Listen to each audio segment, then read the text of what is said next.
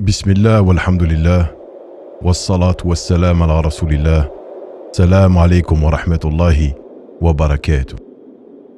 Louange à Allah, et que la prière et le salut soient sur le prophète Mohammed, sur sa famille, ainsi que l'ensemble des compagnons. Ceci dit, ces derniers jours se sont multipliées des discussions dans les assises des gens à propos d'une maladie qu'ils craignent et dont ils appréhendent la propagation et l'infection. Que cela soit par la plaisanterie, conseil ou autre. Ce qui incombe aux musulmans en toute situation et à chaque instant est de se cramponner à Allah subhanahu wa ta'ala. Le musulman se cramponne à Allah à travers tout malheur et que l'aisance dans la parole vis-à-vis de cette affaire et son traitement soient bâtis sur les bases de la législation, ainsi que ses fondements, œuvrant en cela par la crainte d'Allah. Voici 6 points de réflexion à propos de ce sujet qui occupe ces jours-ci une importance considérable dans la vie des gens.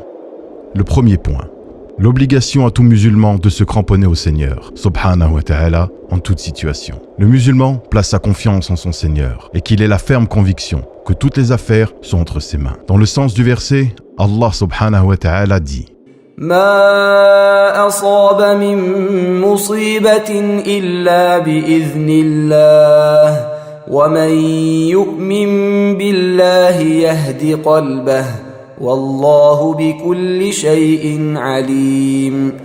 Toutes les affaires sont donc entre les mains d'Allah, soumises à son administration et sa gestion. Tout ce qu'Allah veut se réalise, et tout ce qu'il ne veut pas ne se réalise pas. Et il n'y a nul protecteur en dehors d'Allah. Dans le sens du verset, Allah subhanahu wa ta'ala dit قل من ذا الذي يعصمكم من الله إن أراد بكم سوءا أو أراد بكم رحمة ولا يجدون لهم من دون الله وليا ولا نصيرا.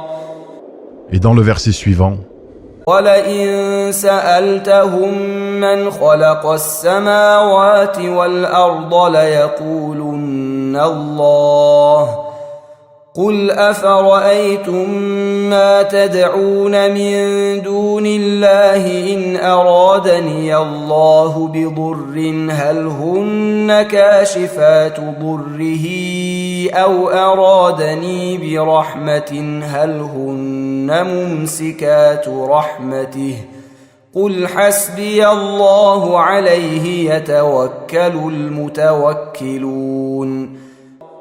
Et dans le verset suivant, ما يفتح الله للناس من رحمة فلا ممسك لها وما يمسك فلا مرسل له من بعده وهو العزيز الحكيم.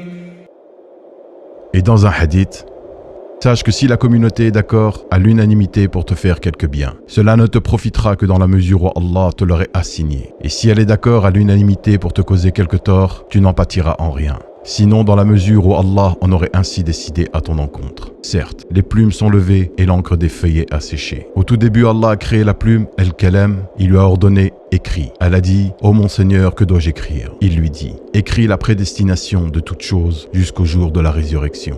Ce qui est donc obligatoire à tout musulman est de confier son sort à Allah avec espérance, convoitise et place sa confiance en lui. Le musulman espère la santé, la guérison et le salut qu'en Allah le majestueux. Les événements et les épreuves ne font qu'augmenter son recours, ainsi que son cramponnement et sa ferveur en Allah. Allah subhanahu wa ta'ala dit وَكَيْفَ تَكْفُرُونَ وَأَنْتُمْ تُتْلَى عَلَيْكُمْ آيَاتُ اللَّهِ وَفِيكُمْ رَسُولُهُ ومن يعتصم بالله فقد هدي إلى صراط مستقيم. Le deuxième point, ce qui incombe à tout musulman est de préserver sa religion envers Allah subhanahu wa ta'ala à travers son obéissance, la soumission à ses ordres et le fait de délaisser ses interdits. Le prophète sallallahu alayhi wa sallam dit dans sa recommandation à Ibn Abbas radiyallahu anhu: préserve Allah et il te préservera. Préserve Allah et tu le trouveras dans ta direction. La préservation des ordres d'Allah en se soumettant à ce qu'il nous a ordonné et en délaissant ce qu'il nous a interdit est une cause de préservation et le salut pour le serviteur. C'est également une cause pour qu'Allah le préserve dans cette vie d'ici-bas et dans l'au-delà. Si le serviteur est touché par un malheur ou une épreuve, elle ne sera pour lui qu'élévation auprès d'Allah. Le prophète sallallahu alayhi wa sallam dit à ce sujet: ce que l'affaire du croyant est étonnante, son affaire ne comporte pour lui que du bien. S'il est l'objet d'un événement heureux, il remercie Allah et c'est là pour lui une bonne chose. S'il est victime d'un malheur, il l'endure avec patience et c'est là encore pour lui une bonne chose. Et ceci n'appartient qu'aux croyants. Le croyant passe du bien au bien, dans sa joie comme dans son épreuve, dans son aisance comme dans sa difficulté. Et cela, comme l'a dit le prophète sallallahu alayhi wa sallam, et ceci n'appartient qu'aux croyants. Le troisième point, la législation islamique est venue avec la recommandation de réaliser les causes et l'incitation à se soigner.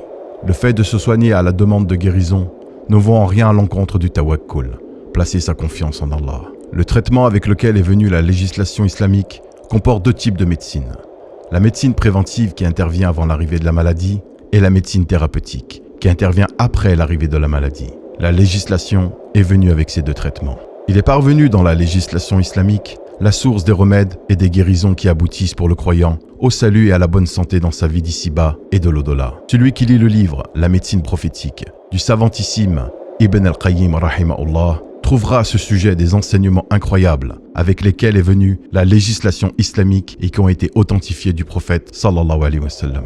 Dans le domaine de la médecine préventive, notre prophète sallallahu alayhi wa sallam dit « Celui qui déjeune le matin avec cette date de Al-Ajwa, rien ne pourra lui nuire ce jour-là, ni poison et ni sorcellerie. » Il nous est aussi parvenu, dans le hadith de Uthman ibn Affan radhiyallahu anhu, que le prophète sallallahu alayhi wa sallam dit « Tout fidèle serviteur qui dit au matin chaque jour et au soir chaque nuit, au nom d'Allah, dont le nom protège de tout mal sur terre et dans le ciel.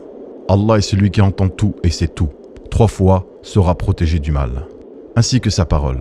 Celui qui lit les 2 versets de la fin de la sourate al-Baqarah dans une nuit, ils lui suffisent. Ils lui suffisent de tout mal. Il nous est parvenu dans le hadith de Khubay radhiyallahu anhu que le prophète sallallahu alayhi wa sallam dit « Récite 3 fois les sourates al-Ikhlas, le monothéisme pur, et les 2 sourates protectrices al-Falaq, l'aube naissante, et al-Nas, les hommes. Le soir et le matin, elles te préserveront de tout mal. » Il nous est également parvenu de lui sallallahu alayhi wa sallam dans le hadith rapporté par Abdullah ibn Omar radhiyallahu anhu qu'il sallallahu alayhi wa sallam ne délaissait jamais ses invocations le matin et le soir. Ô Allah, je te demande le salut dans cette vie et dans l'au-delà. Ô Allah, je te demande le pardon et le salut dans ma religion, ma vie, ma famille et mes biens. Ô Allah, protège-moi par devant, par derrière, sur ma droite, sur ma gauche et au-dessus de moi. Je me mets sous la protection de ta grandeur pour ne pas être enseveli. Il y a dans cette invocation une protection complète et une fortification de toutes parts pour le serviteur. Dans le domaine de la médecine thérapeutique, il nous est parvenu de façon claire dans la sunna du prophète sallallahu alayhi wa sallam d'immenses orientations, ainsi que de précieuses indications et différents remèdes. Les citer ici serait trop long. Pour celui qui voudrait davantage d'informations, qu'il lise le livre Zad al-Mahad d'Ibn al-Qayyim rahimahullah. Le 4e point. Il incombe à tout musulman de ne pas suivre aveuglément les propagations mensongères. En effet, dans ce genre de situation, certaines personnes répandent ou citent des dires qui n'ont aucune véracité. Ils répandent ainsi à travers les gens la peur et l'effroi qui ne sont basés sur aucun fondement et dont rien ne justifie la présence. Il ne convient pas aux musulmans de suivre aveuglément les rumeurs ou toute autre chose similaire. En effet, ces dernières porteront préjudice à sa foi la plus complète, sa certitude ainsi que sa bonne confiance placée en Allah subhanahu wa ta'ala. Le 5e point. Si le musulman accueille les malheurs qui le touchent dans sa santé, sa famille, son argent et son commerce, ou toute chose similaire avec patience, et en espérant la récompense d'Allah, alors ces épreuves seront pour lui une élévation auprès d'Allah Azza wa Jal. Allah subhanahu wa ta'ala dit وَلَنَبْلُوَنَّكُمْ بِشَيْءٍ مِّنَ الْخَوْفِ وَالْجُوعِ وَنَقْصٍ مِّنَ الْأَمْوَالِ وَالْأَنفُسِ وَالثَّمَرَاتِ وَبَشِّرِ الصَّابِرِينَ الَّذِينَ إِذَا أَصَابَتْهُم مُّصِيبَةٌ قَالُوا إِنَّا لِلَّهِ وَإِنَّا إِلَيْهِ راجعون أولئك عليهم صلوات من ربهم ورحمة وأولئك هم المهتدون.